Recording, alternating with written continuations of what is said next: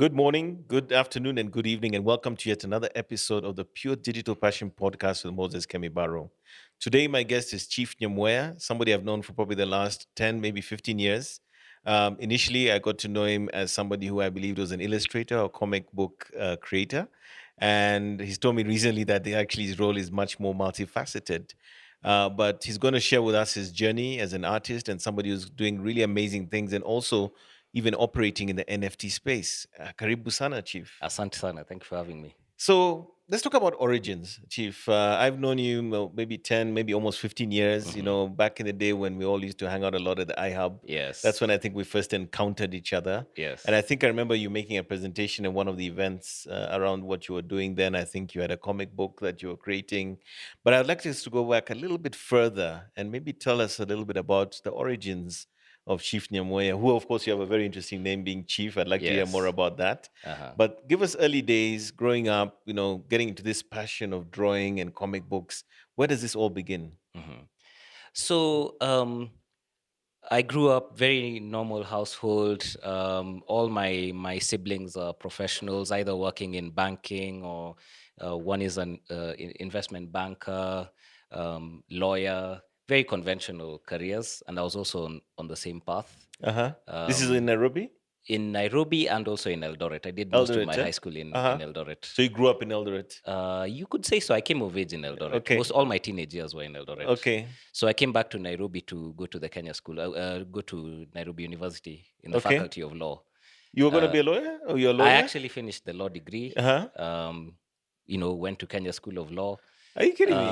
Yeah. It was Yeah. very, very conventional. Yeah. Yeah, Yeah. art was just something that was done as a hobby, and that Yes. was the area that it was supposed to be. So growing up, were you the kind of guys who doodle, were you Yes, doodling in yes, your yes. books and stuff like Making that? more Kenyans for your studying, Uh-huh. Uh-huh. Uh-huh. Uh-huh. All those. I never knew that making more Kenyans would be a transferable skill that you could Okay. one day, make comics. So yeah, it was very much, grow up, get a corporate career, make a life for yourself. But then, because of many different factors, I think also the time that I graduating in 2007, Yeah. I became a little bit disillusioned with law and the ability of law to impact society, especially, at the end of 2007, early 2008, we saw a period where the rule of law just evaporated, and it Mm. forced me to ask some really deep questions.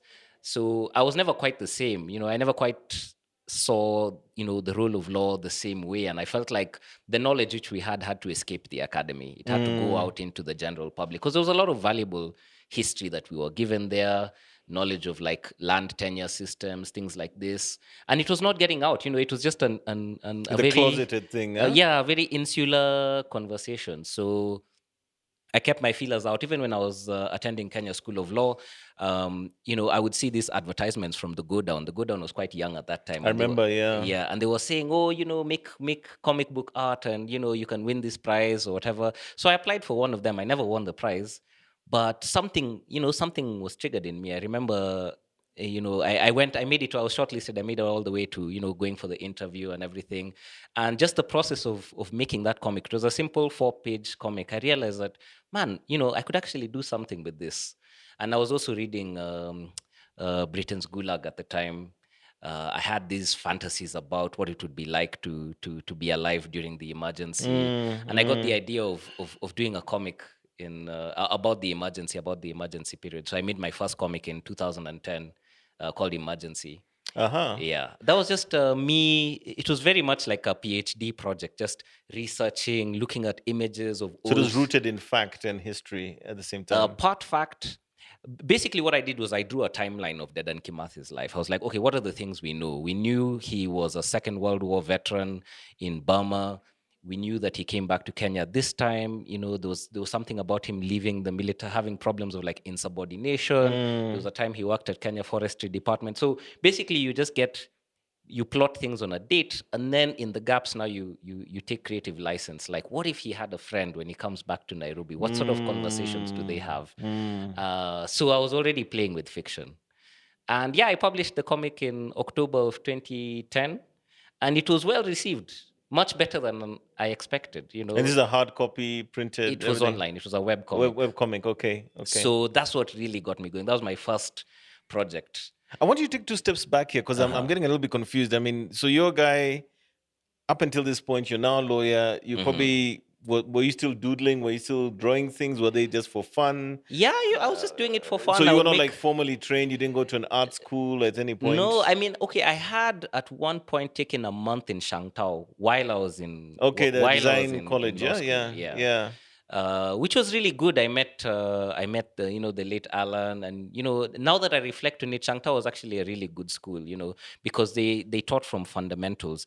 Whatever branch that you were going to go into in animation, they made sure that you started with illustration, Okay. that you could draw, Yeah. understand the human figure, understand the different types Proportions, all of characters. that. Yeah. This is a pugnacious character. This is a like Oh, so okay. understanding So basically the story design, basics, yeah? understand how cameras work, Okay. understand the basic editing tools like Photoshop, Illustrator, all these things. Yes. And with that foundation, basically they were teaching you how to learn how to learn. Yes. There are many other things like it's very hard to talk about your life. Steve Jobs always used to say that the dots connect retrospectively. Exactly. They don't connect going forward. So there were always little signs that I was going to end up with this career. Another thing would be that I forgot also to say that I was a chartered accountant also. I also studied Concurrently.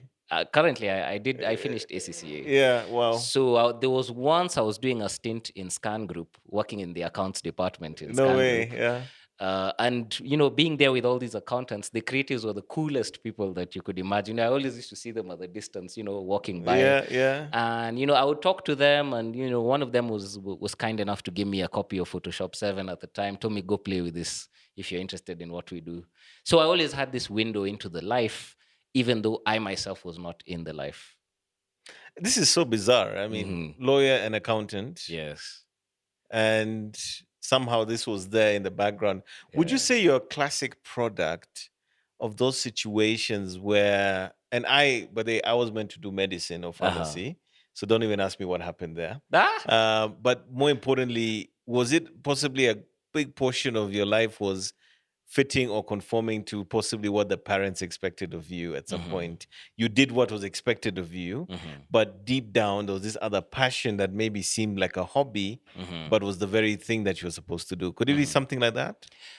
It would be disingenuous of me to put the blame entirely on the parents. Not the blame, but just the idea that you were following the route, you were following the path.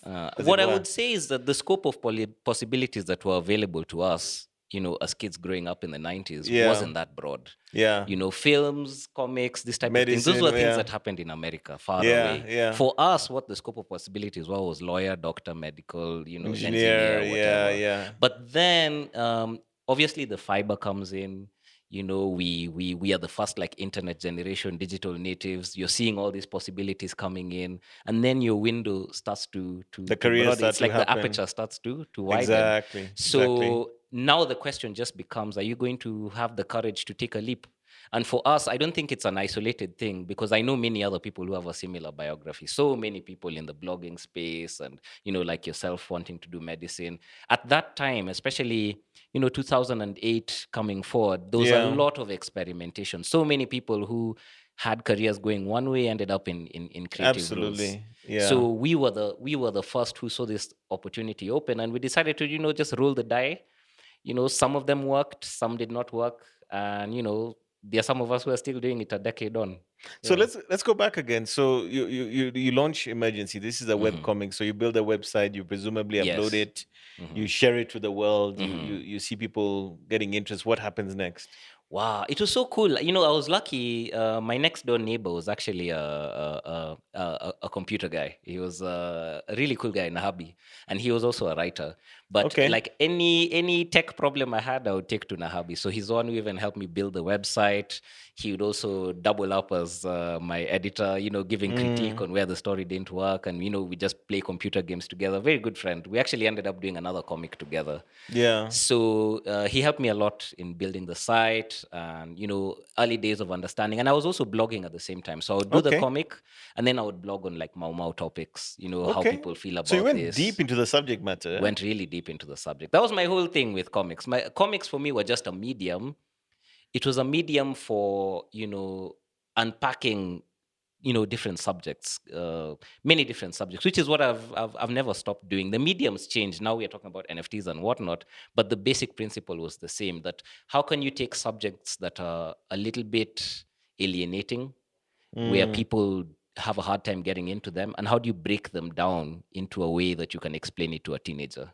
I mean, if we're talking about emergency, for instance, just as a subject matter, and I think there's a famous line or quote that says that, I think it's something to the effect of, at the end of the a particular transition in a period after a war and all, it's the victor that Mm-hmm. tells their side of the story. Mm-hmm. Mm-hmm. But in the case of, say, the Mamaos and so forth, then what you are doing, I presume, is you are now bringing possibly a different perspective Yes. from shall I call it, the other side, as Yes. opposed to the conventional wisdom, right? Mm-hmm. Of the Yes. same. That was part of what you were doing, That right? was the plan, yes. Yeah. Awesome. And we were lucky at the time that so much literature was now emerging. So much new information was coming out. You even had the court case happening in London. Now people Yes. know more about things like Operation Legacy, how many records were destroyed around the time that the empire was Wow. collapsing. So all this information was coming out. And I was like, no, this should not be trapped in the academy. This needs to be in popular fiction, because that's what people consume. So you basically curated it, Yes, repackaged it, and put it out there. exactly. Fantastic. Yeah, And the medium of choice was the comic style. yeah. So what Okay. happened after that was that, many people just started sharing it. I think for me, what really surprised me was the moment that Questlove of the Roots No ended way. up retweeting. Are you kidding me? He Wow. retweeted one of the blogs that I'd written and sent people to the comic. And I was like, oh my God. I think he was involved with OK Africa at the time. Okay, okay. So I never expected, that was a weird thing about the internet. I never expected that, how network effects work, how things kick. And how things get So viral as well. Yeah. yes. So after that, with a little bit of that momentum, I figured, like, how do I do this in a much more sustainable way? Because after four issues of emergency, I was totally burnt out. Totally. Like, I was like, I have to find a way of, attaching some sort of business model to this so that Mm. I can do this, so that I can live. So is this at this point a part-time thing? Did you have a Mhm. day job? How is this working at this point? At that time, I was doing it full time. Yeah, Okay. but it wasn't a very long period. I spent most of 2010 just researching, and I was also a student at the time. Don't Okay. forget. Uh, yeah, so I spent a lot of time researching. Now this is now where the tension now started with my parents, because they could see how much time was being diverted. It's like, are you still a lawyer? But Mm. luckily, Victor Ndula recommended me to the higher ups in the Star, and was like, maybe we can do a comic with this guy, and that ended up becoming a 4-year comic that I did with the Star. I had a 6-panel daily comic, so 5 days a week, very demanding. So it's like a Uh, full-time job. yeah, basically that became a full-time job, and I was able to earn a living for that time. But even as I was doing that, I thought, like, what else can we do? How else can we do comics? Because it was so demanding. Like, basically, I was chained to my desk all the time, just drawing, drawing, drawing. Um, And you're doing everything. You're doing the illustration, you're doing the narrative, no. everything. Nahabi was writing the Okay, comic, so the okay. comic was called Roba. Okay, Robert. Okay, Yeah, is a Roba. character. He's a character. Basically, he was this guy. It was crime fiction. Crime fiction was a genre I grew to love, Mm. because I loved working with black ink, noir, Yeah, I see that in your style, eh? blood and guts type. That was the genre that I fell in love with. Isn't that So similar to like the 300 yes, graphic exactly. novel, Frank the Miller. original Frank Miller style, huh? Yes, I'm very influenced by that group of people. Yeah, Yeah, and there was no color involved. It was just Indian ink, just Indian ink on fantastic. white paper. Yeah, very dark, using a lot of high contrast. Fantastic. So Roba So is this guy. yeah, so Roba was the one which I did with the Star. And after doing that for about 4 years, in about 2012, I met another friend of mine called Hatu, who had just graduated from Cape Town in animation. Oh, And he was already, doing animation. He had a small group of guys who they were doing a lot of interesting animations with. And I was like, why don't we start a company? Why don't we start something up? So with Hato, we started in 2012, 13 there. We started a company called Tsunami. And it was one of the early animation companies. And basically, we had a vision to just do stories in an animated format and grow the profile of animation in Kenya. mm, And, from comics to animation, it's a very transferable skill. they're very adjacent to each other. Okay. So I just immersed myself. I would do a lot of storyboarding in the studio, a lot of directing, and we ended up doing a lot of client work.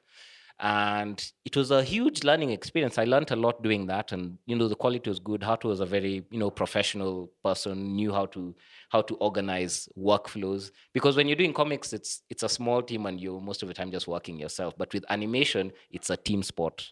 You don't do animation alone easily. You've got to have other people doing different bits. Huh? And if there's any delay at any point in the pipeline, it's knocked all the way down the line. Wow. So it teaches you teamwork also.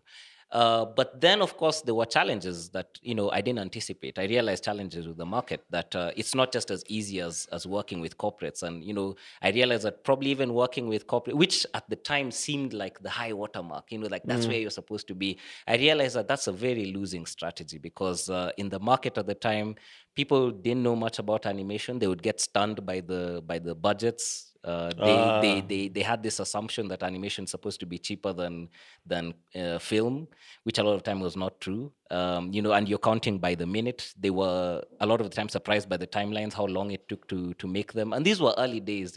Now it's getting better. The technology is getting a lot better now. There's also more appreciation on the client side, I guess. There's a lot more appreciation, and also we've gone a bit more global. So we are not limited to to this market only. Okay. Now it's much more. Actually, I would say currently at Freehand, which is the company that I run currently as creative director, I would say 90% of the work we do is not local. It's global clients. So there was a lot of learning at that stage, and we really struggled to remain solvent with those challenges, and we got moved away from what our priority was. Our priority was to tell stories, similar as I had done in Emergency, but very very soon you find yourself turning into an ad agency, which is quite unfulfilling creatively. You don't tell the stories that you want to tell. You find yourself describing products, which is fine. It's fine if that's your objective, but if your objective was, as it was for me, to tell stories, it was very limiting. So I found myself taking a hiatus in 2016 to kind of learn more. I wanted to deepen my education, because I was like, if I'm going to dedicate my life to this, I want to know more, Yeah. And I felt like the gap that was missing in my education was more about technology. And so I started, I took some time. I went, I went back to Eldoret, to Charangani, where my parents' farm is, spent a bit of time there.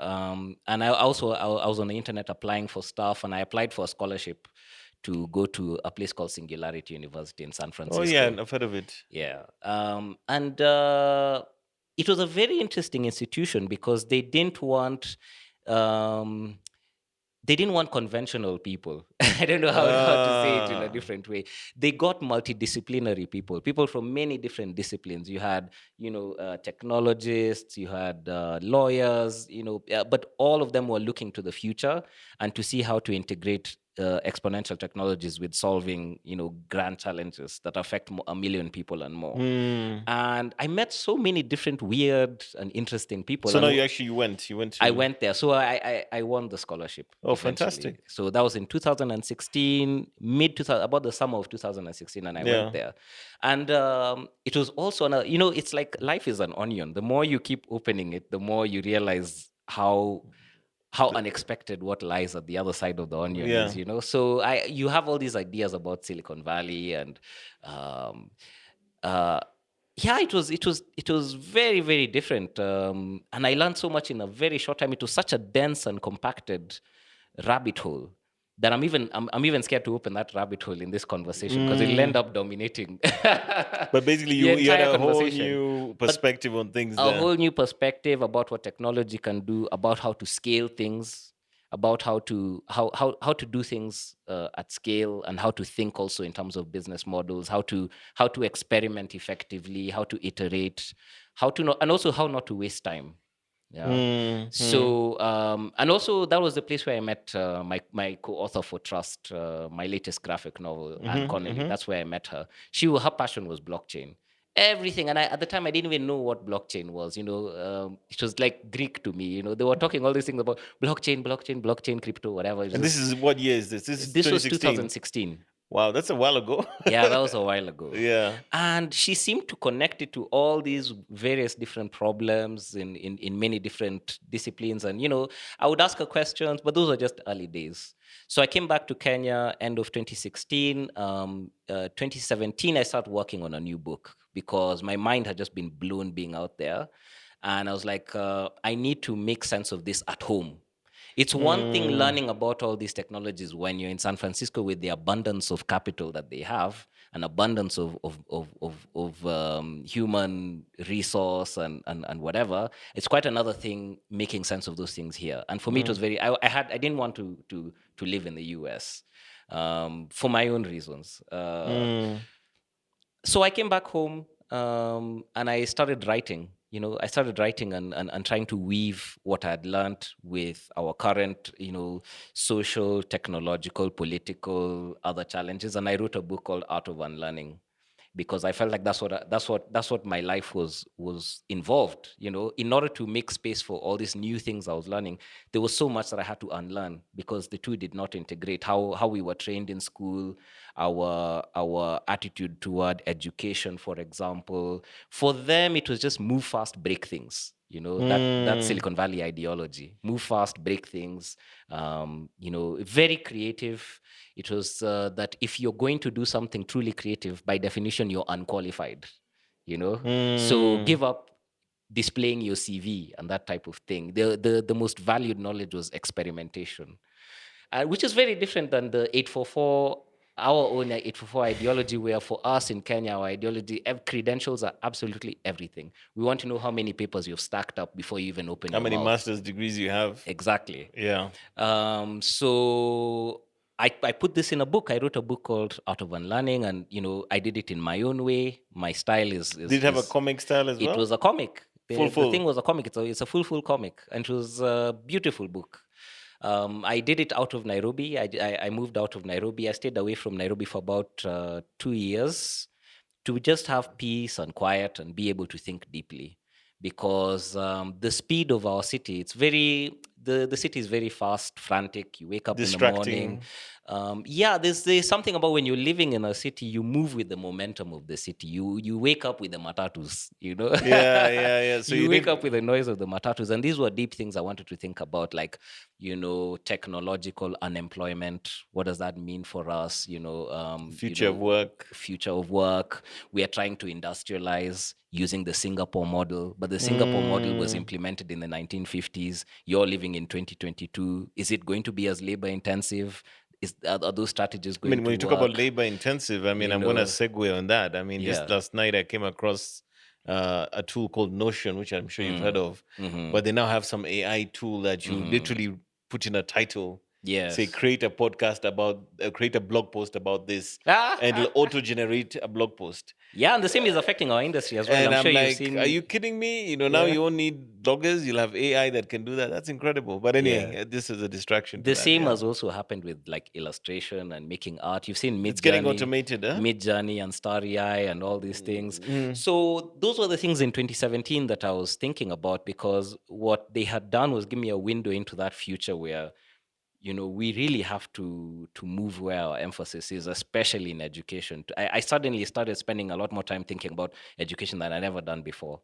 Um, and so I published the book entirely self-published. Of course, there's no infrastructure for publishing comics in Kenya. We don't have any comics publishers. So my entire career in comics in Kenya has just been self-publishing. Just When you self-publish, what does that mean? Does that mean you go to a local printer? Do you do it in mhm, Amazon? How yes. do you do it? So there are many ways of doing it, depending on the scale at which you want to do it. Like how I self-published Art of Unlearning was very different than Trust, just because of the resources that were available. With Trust, there were a lot more resources. So I was able to be on all the platforms, Amazon, have an NFT collection and whatever. But with Trust, I did not have much. Yeah. With Trust, it was just me, my pen, working with ink in a notebook, and not even drawing digitally, because drawing digitally suggested that you have electricity to plug in, and that time I was living nomadic. Oh. So, and also that was there was another thing about that technology can also be quite distracting, because Mm. of how powerful it is and how fast moving it is. It can also alienate you from yourself. and you lose sight of the things that make you unique. So it was very important for me that even as I was grappling with these themes, that I do it in a way that is very grounded. And for me, holding a brush in my hand and doing it on a paper is very grounding. So that's how I did Art of Unlearning, and Art of Unlearning did well. I was able to sell it globally. I did a crowdfunding campaign, and there were contributions from everywhere, Argentina, where, and I shipped it all over the place. And one of the buyers was my former classmate in Singularity, Anne. And Anne loved the book. She loved how I was able to translate these themes into a very simple format. Um, and that's what I was doing. And with my wife, we decided to start a company. One of the chapters of Art of Unlearning was called Freehand Movement, because I had a movement of people who, were following this same idea that I was telling you about, that grounding ourselves in the real world, hence freehand drawing. So I called that chapter Freehand Movement, and then that ended up becoming the name of the company that I founded in 2018, which is the current studio that I'm creative director for. Yes. And so Anne read the book, and she was like, I need to do a book like this on blockchain. So She's still on a blockchain story. she's still on her block. She's never stopped even now. She's part of like blockchain faculty in Boston University and the rest. Anyway, so she came to Kenya in 2019. Early days, started talking about the story. I was skeptical at the time. I'd just come from selling Art of Unlearning, and I was like, am I going to dedicate another 3 years of my life to a topic that I'm not really sure about? But she was so committed. She was like, I'm going to make you student number one. If you can figure this out, then we can make some headway. So I just went in with an open mind, with the attitude of a researcher, that I'm not going to be an evangelist. Yeah, I'm not going to be like those crypto evangelists who tell you, oh, you must buy this, and then you have you hear all this. I was skeptical because of all these, collapses there's the hype, also the uncertainty around it, and a lot of frauds were happening, especially with the ICO things in 2016. A lot of people were starting companies just with a website, and people send their money, and a month later the thing is shut down and gone. That was very common. So there was that skepticism that I don't want to evangelize something in Kenya and attach my name to something that I'm not 100% sure of. Yeah. So I had to become a student myself. What is blockchain, first of all? Back to basics. What is its utility? How does it make a difference for people living in like Eldoret, Cherengani?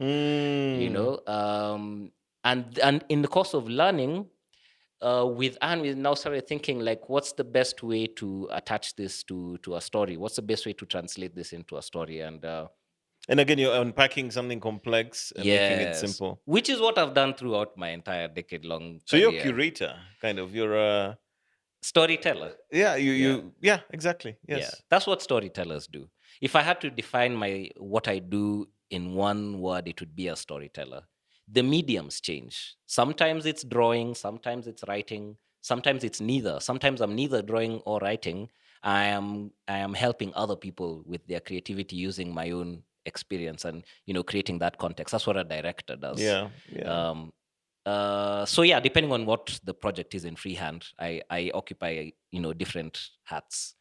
So in this one, I was just researching, and in the course of researching those ones, I was going by a Maasai market, and I saw the necklace, and I was like, wow, is there a way we can connect the idea of visible language, visual language? Like how they do a lot of data visualizations. I was like, this was a visual language before there was any of this data science, and before there was even computers. People were able to encode information and share information visually with each other. And you had this all across Africa. You had this in many different ornamental forms, with masks, with beads, with even other like things. Is it the South Africans who have those beautiful sort of blocky, graphic-y designs? I don't know which tribe it is, whether it's a Xhosa or one of them, but amazing, the beads and all that, yeah. Or even like they would make cowrie shell.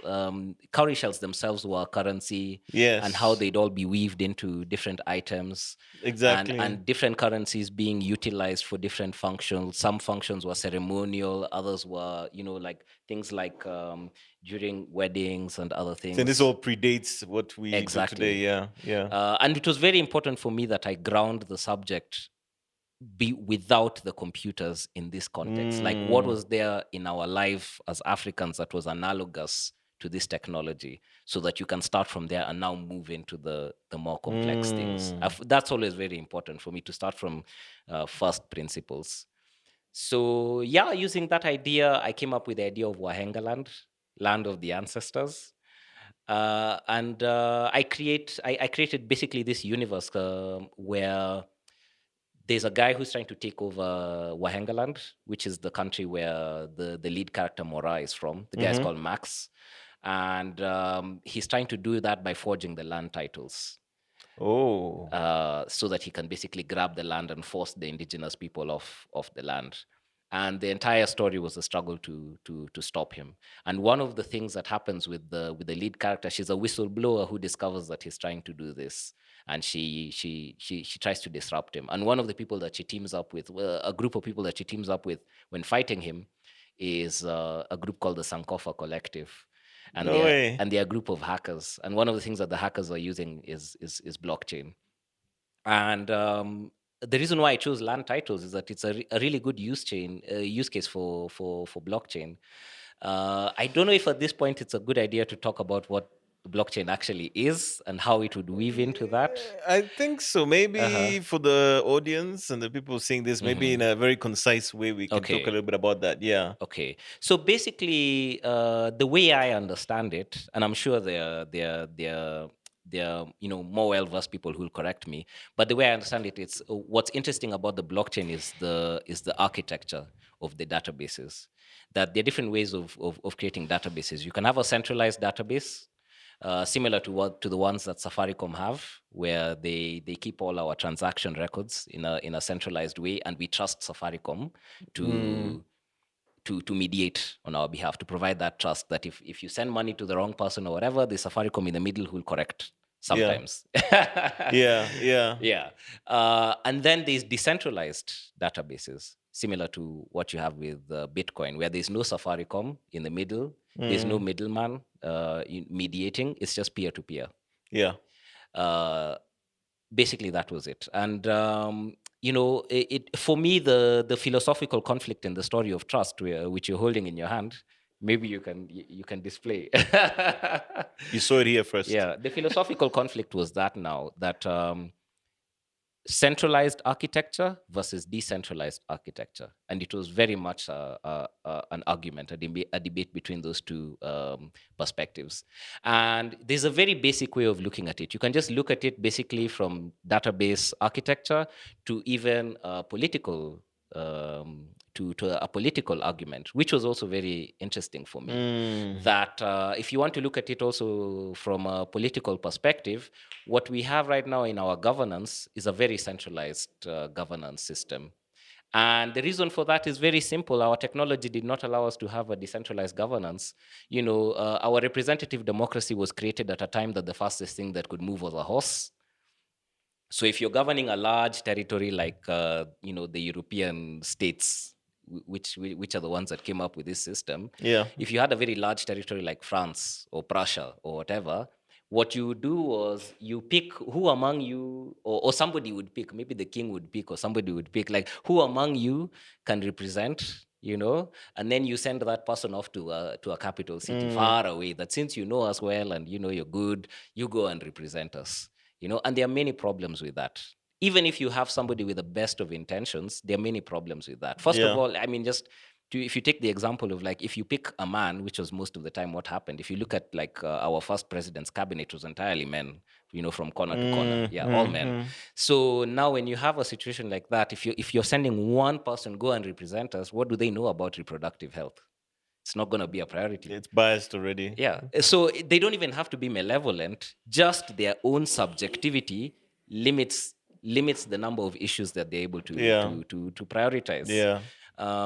That's even before you count issues of conflicts of interest and corruption and people prioritizing their own families and whatnot, which obviously is there.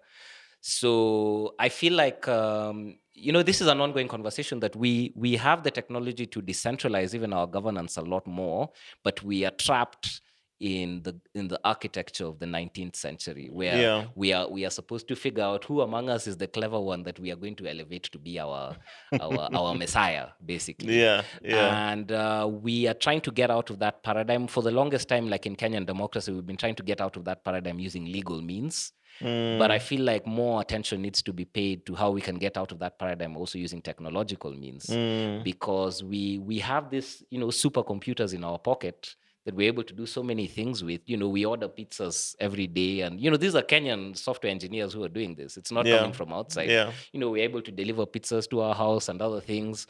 But with governance, we're still not there yet. You go to our bureaucracies, and I don't know, like, I'm not sure if it's a question of design, deliberate design, or whether it is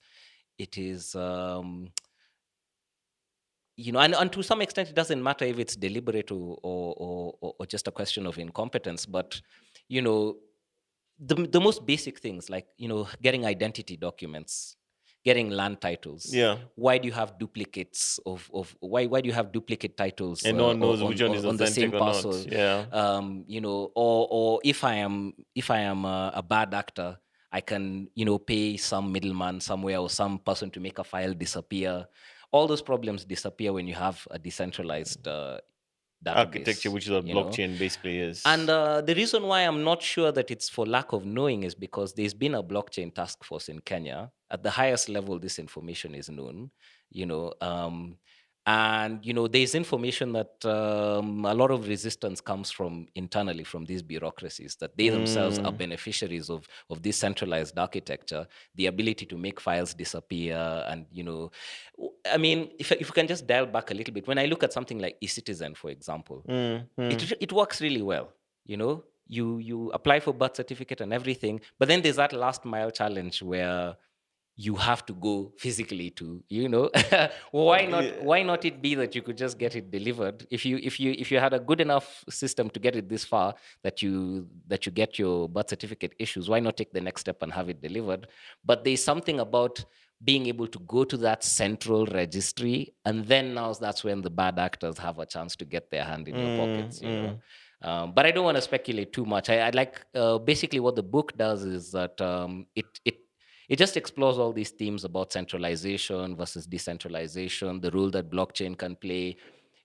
It In the story, there's a little bit of use of Bitcoin, exploring cryptocurrency, and just opening up the possibilities to take somebody from, as they say, from 0 to 1, knowing nothing, to knowing something, that if they now want to take the next step of researching, if they're able to do so.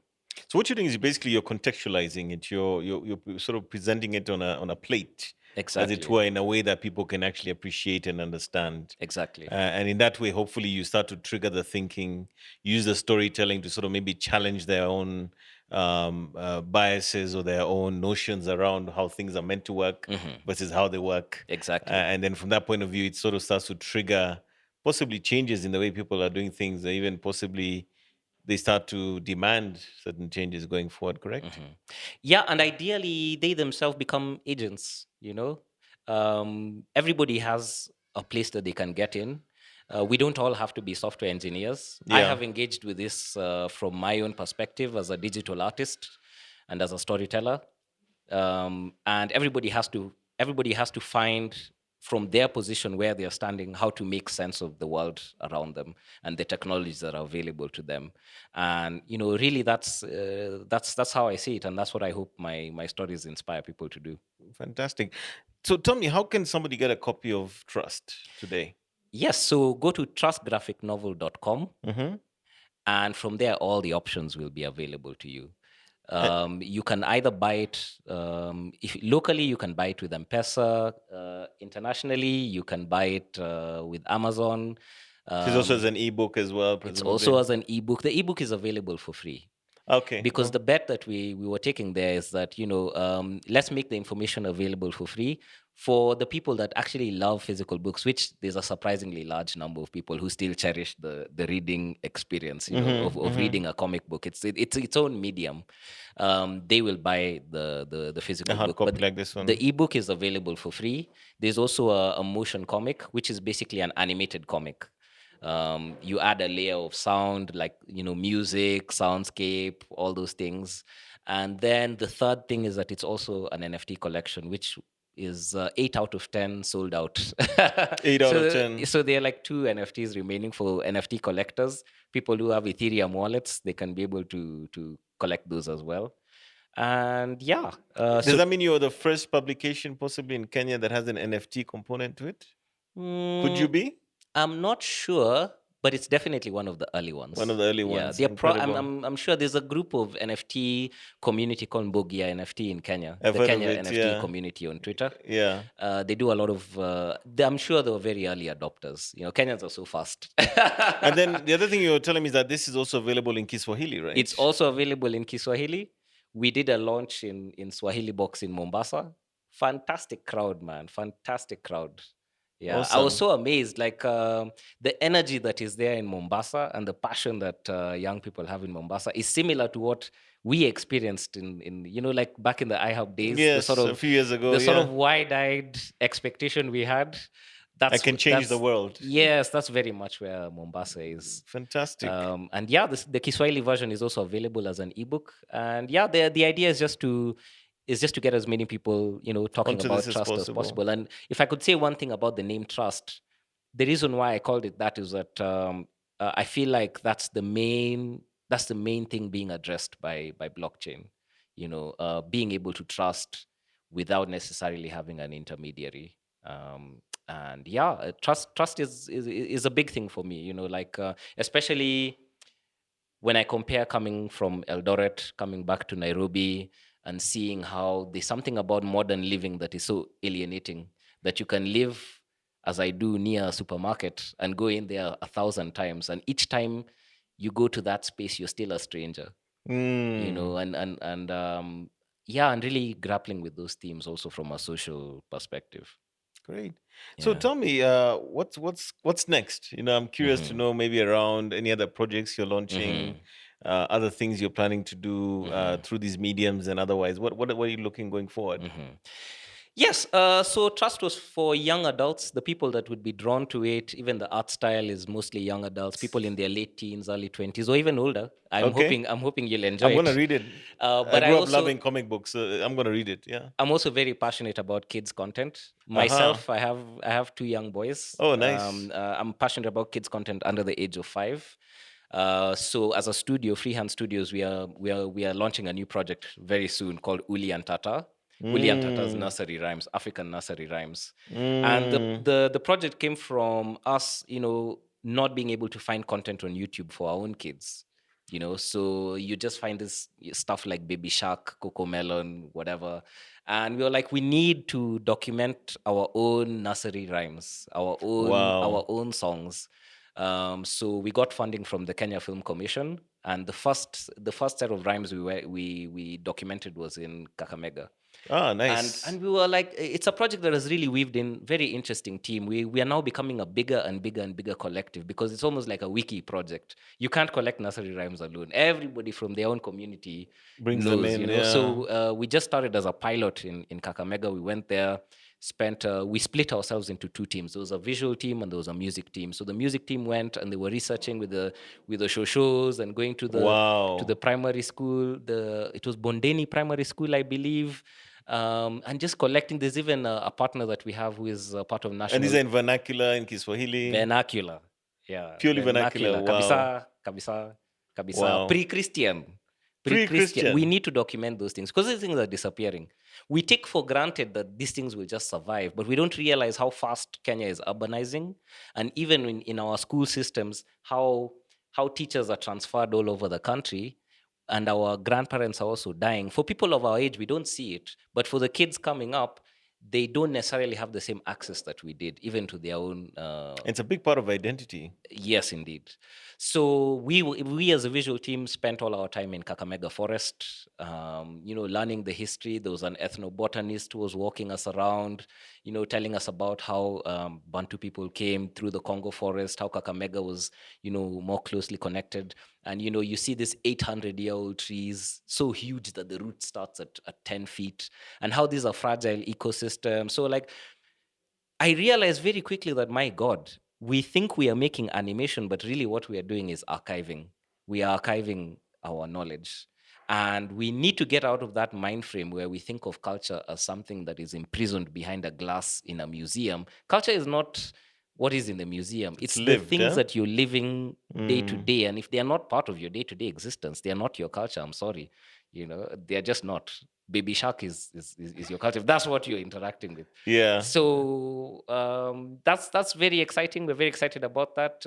Inshallah, we'll be going to Rwanda soon to for the Discop to Okay. as part of the launch circuit for Ulian Tata. And Okay. you can find out more about that on freehandstudios.com. Well, Chief, thank you so Yes. much. It's been a pleasure. I came into this conversation thinking that we're going to discuss in a certain tangent. You've taken me in a completely different one.